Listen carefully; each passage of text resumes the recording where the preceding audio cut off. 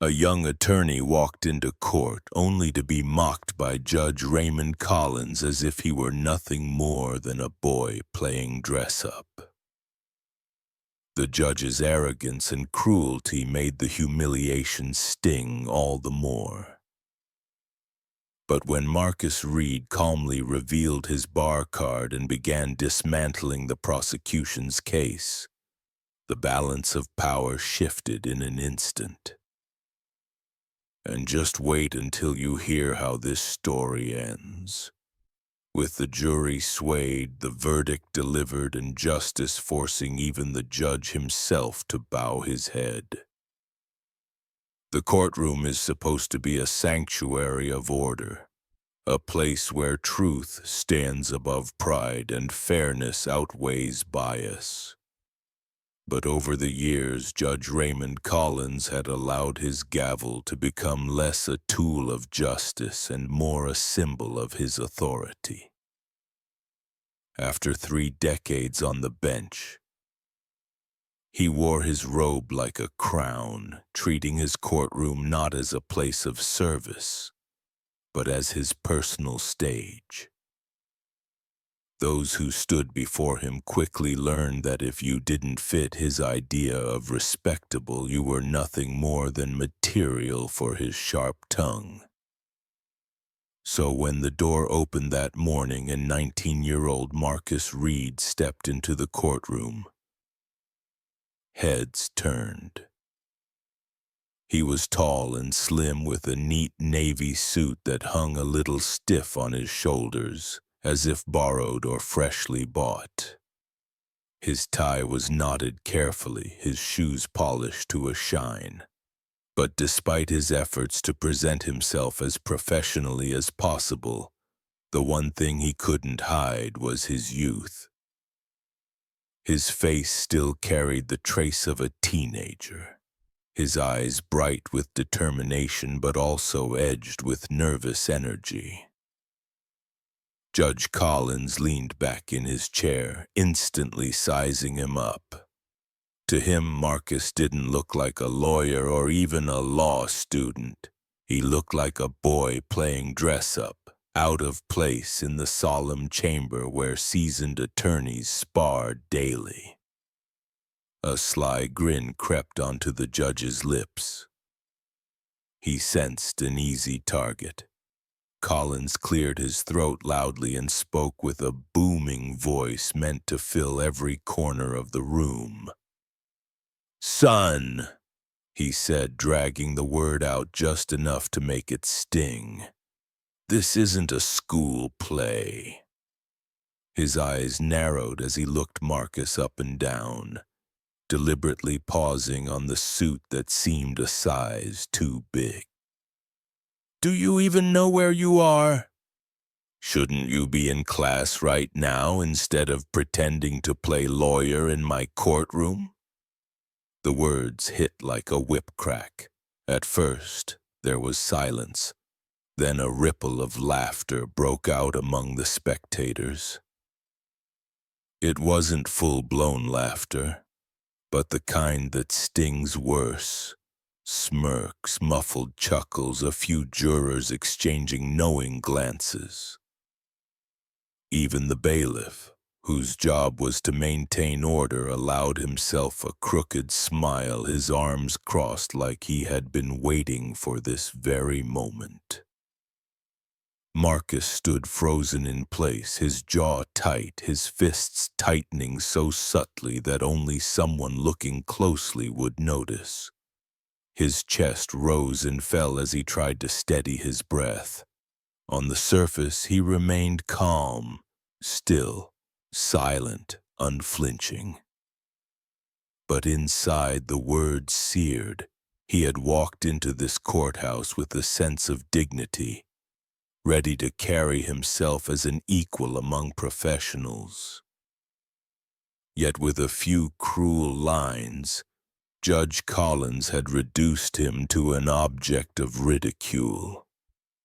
The laughter, light as it was, felt heavier than iron shackles. Each chuckle whispered the same unspoken message. You don't belong here. Marcus's mind raced. He thought of the long nights spent buried in law books. Ugh. The hours spent practicing in front of a mirror, preparing not just for arguments but for the scrutiny he knew he would face. He thought of his late mother who used to remind him, "They'll try to laugh at you before they listen to you." Don't ever give them the satisfaction, and yet here he was standing in the middle of a courtroom filled with strangers, every eye on him with laughter echoing against the walls. Judge Collins wasn't finished. He leaned forward, resting his elbows on the bench. "This court is no place for games," he said, his voice dripping with condescension. "If you think you can stand in front of me without understanding what this profession demands, you're in for a hard lesson." The smirk never left his face. The words weren't just dismissive, they were a warning. And beneath them, there was something more sinister. A reminder that in Collins's courtroom, authority mattered more than fairness, and appearances mattered more than substance. Marcus remained silent, but his silence wasn't weakness. Behind his clenched fists and steady gaze, a storm brewed. The humiliation was real and the anger burned hot in his chest. But he also knew something Judge Collins didn't, that the boy he had just mocked was not only prepared but more qualified than anyone expected. The courtroom didn't know it yet, but the balance of power was about to shift. Marcus did not flinch. On the outside, his posture was controlled, his shoulders squared, his expression calm. But on the inside, his thoughts churned like storm clouds gathering strength. The judge's voice still rang in his ears. "Clown defense. Replace you with a real attorney." Words designed to cut, words meant to diminish. He had heard versions of those words before. They followed him everywhere like shadows. In elementary school, when he raised his hand too eagerly, teachers would smile politely and then call on someone else. In middle school, when he talked about wanting to study law, classmates laughed, suggesting something more realistic. Even in high school, when he excelled academically, a guidance counselor had sat him down with a sympathetic smile and said, "Marcus, maybe you should consider something less ambitious. Law school is a long shot for kids like you." Every one of those doubts, every dismissive laugh, every suggestion that his dreams were too big. He carried them with him like scars no one could see. And now, in this courtroom, in front of strangers and a sneering judge, those scars throbbed again. But louder than the doubt was the memory of his mother. She had been a paralegal at a small local firm, and Marcus had grown up watching her come home after long days, tired but never defeated. She believed in him with a conviction that even the harshest voices couldn't shake. He could still picture her leaning over the kitchen table late at night, surrounded by papers, her voice steady as she told him, "Marcus, they'll always expect less of you. That's why you have to be twice as prepared. Don't give them an excuse. When they laugh, let them laugh. Then make them eat their words with your work." That memory, usually a source of strength, now pressed heavy on his heart. She wasn't here anymore. She wouldn't see the moment he proved himself, wouldn't be there to smile when he showed the world she had been right. And in that instant, the laughter in the courtroom felt even sharper, as though the absence of her support left him exposed. Judge Collins reclined comfortably in his chair, looking down at Marcus like a king surveying a peasant. His tone was casual but laced with cruelty. The defendant doesn't deserve a clown defense. I'll give you 5 minutes before I replace you with a real attorney. The words echoed across the room. 5 minutes. That was all Collins believed Marcus was worth. Marcus swallowed hard, the taste of humiliation bitter in his throat. He forced his hands to relax at his sides, though they still trembled faintly. His chest felt tight, his breath shallow. It wasn't just about himself anymore. It was about what this moment represented. Every time he was underestimated, every time someone told him to dream smaller, every barrier built by doubt and prejudice, it was all standing in front of him now, in the shape of Judge Collins. And it wasn't only his pride at stake. Sitting at the defense table was a man relying on him, trusting him. That man's freedom hung in the balance. If Marcus faltered, if he allowed Collins's ridicule to shake him, then someone else would pay the price. The weight of that responsibility pressed hard, threatening to crack the armor he had spent years building. For a brief, terrifying second, Marcus wondered if the judge was right, if he truly didn't belong here, if he had walked into a fight too big for him.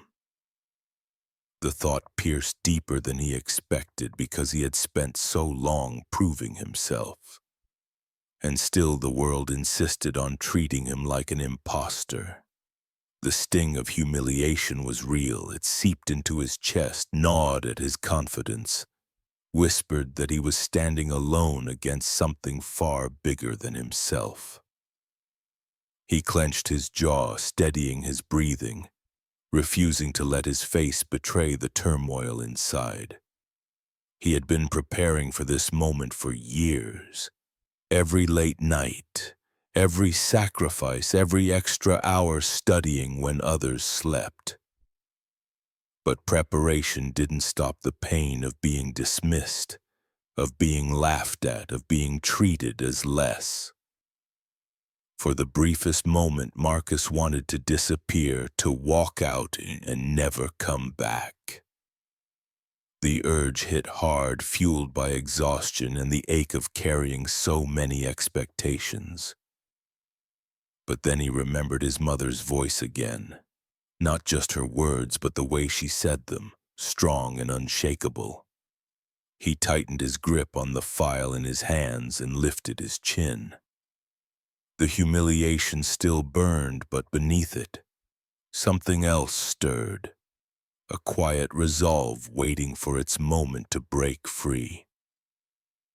Marcus wasn't just fighting a case, he was fighting every stereotype, every assumption, every mocking laugh that had ever tried to cage his ambition. The pain was heavy, but pain was not the end of his story. It was the beginning of the fire. Marcus inhaled slowly, drawing strength from the silence that followed Judge Collins's insult. For a moment, the sting of ridicule still pressed against him. But he remembered why he was there. He wasn't standing in this courtroom to beg for respect. He was there to claim it, to prove that he belonged, not through anger, not through pleading, but through the undeniable force of truth. He straightened his tie, each movement deliberate. Then, with calm precision, he opened his worn leather briefcase. The soft click of its clasp seemed louder than usual, echoing in the hushed courtroom. From inside, he pulled out a single card, its edges slightly frayed from being handled too often. This was more than identification. It was proof of everything he had worked for, every obstacle he had overcome, every long night he had spent pushing through doubt. He placed the bar card carefully on the table where all could see, his hand steady. Then he lifted his head, his voice even but firm. "Your Honor, for the record, I am Marcus Reed, licensed attorney for the state of Georgia. I passed the bar last spring. I'll be representing the defendant today." The effect was immediate. The low chuckles that had rippled through the courtroom moments earlier vanished into stunned silence. Even the stenographer froze mid-typing, her fingers hovering above the keys. The bailiff, who had smirked earlier, straightened unconsciously, his expression stiffening. A few jurors exchanged glances, unsure of what to do with the sudden turn of events. But it was Judge Collins's reaction that filled the air with tension. His confident smirk faltered, the color draining from his face, his lips parted slightly as though searching for words that refused to come. He blinked twice, staring at Marcus as if trying to reconcile the young man in front of him with the assumptions he had so confidently declared. You're an attorney?" Collins's voice cracked faintly, betraying the first sign of uncertainty. Marcus held his gaze steady, his tone unwavering. "Yes, sir. And I expect the same respect this court grants to every officer of the law."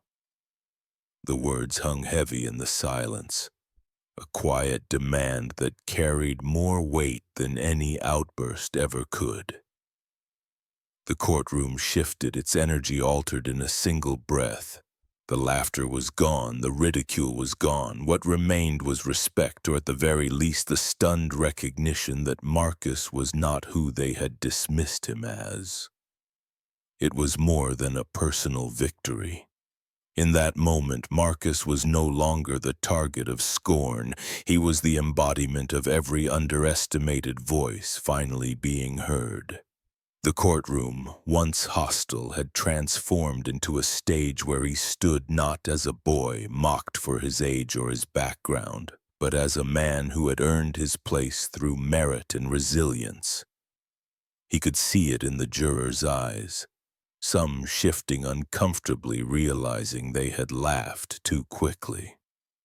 He could see it in the clerk's hesitant nod, acknowledging his credentials. And most of all, he could see it in the judge's faltering expression, the dawning awareness that his attempt to belittle had backfired, that his words had only magnified Marcus's triumph. Marcus did not smile. He didn't need to. His composure, his calm assertion was victory enough. To react with pride would have diminished the gravity of the moment. Instead, he focused on the task before him, the case, the client depending on him, the justice that still needed to be fought for. Yet inside he felt something stir hope, not the fragile kind that wavers at the first sign of resistance, but the steady flame that grows stronger once it survives the storm. The humiliation he had felt minutes earlier had not destroyed him. It had sharpened him, given weight to his voice, power to his presence. The balance of power in that courtroom had shifted irrevocably. Judge Collins, once smug and untouchable, now sat in silence, grappling with the reality he had tried to deny. And Marcus, once mocked as a clown defense, stood revealed as the very thing Collins could not diminish: a licensed attorney, an officer of the law, and a man who would not be censored. Hope, Marcus realized, was not given. It was claimed, and in this moment, in front of all who doubted him, he had claimed it. What followed was nothing short of electrifying. The courtroom that had once been filled with chuckles and whispers was now a place of hushed anticipation. Marcus stood at the defense table, his shoulders squared, his voice calm but commanding. every word landing with deliberate force. Each objection he raised was precise, timed perfectly. Each precedent he cited slid effortlessly into place, weaving a net the prosecution could not escape. The once confident prosecutor began to falter. Papers rustled nervously, lines of questioning collapsed under Marcus's sharp counterpoints, and witnesses stumbled as their own contradictions were laid bare. Marcus didn't rush. He didn't grandstand. Instead, he worked with a surgeon's precision, dismantling arguments piece by piece until nothing remained but doubt. Doubt strong enough to fracture the case entirely. The jury, who only an hour before had laughed at his supposed inexperience, now leaned forward in their seats. They watched him closely, their earlier amusement replaced by genuine respect. Each time Marcus spoke, they listened. Each time he moved to the podium, their eyes followed. The transformation was complete. He was no longer the boy mocked by the court, but the attorney commanding its full attention. Even the bailiff, who had chuckled at the judge's cruel joke earlier, now stood straighter when Marcus addressed the bench. Respect had settled into the room, unspoken but undeniable. By the time Marcus delivered his closing argument, the shift was total. His voice carried not only logic but conviction. The conviction of a man who believed in the truth of his case and in the larger truth that justice was not a privilege reserved for a select few.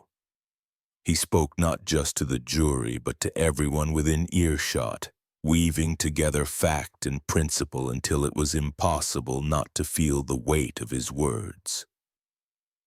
When the jury finally filed back into the courtroom, the air was thick with expectation. The foreperson stood, hands trembling slightly, and delivered the verdict with clarity, "Not guilty." The words seemed to echo, rippling through the silence until they broke into murmurs. The defendant, overwhelmed, turned to Marcus with tears streaming down his face. He embraced him tightly, gratitude spilling over in choked whispers. For that man, freedom had been restored, and it was Marcus who had carried him there. Judge Collins sat stiffly at the bench, his complexion red with embarrassment. Only hours earlier, he had mocked Marcus publicly, reducing him to the punchline of a cruel joke. Now that same judge was forced to acknowledge the very man he had dismissed. He cleared his throat, his voice tight but formal, and spoke words he could no longer withhold. "Thank you, Counselor Reed."